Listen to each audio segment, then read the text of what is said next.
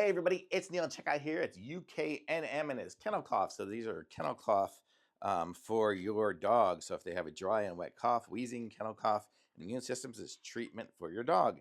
And I'll just kind of show you the bottle here. I don't need to show you exactly how it all works, but you can see it comes with a full little bottle and it's a dark bottle and it's got the little dropper. So you can just go and hold open your dog's mouth and squeeze a little bit in, and hopefully this will help them with their kennel cough.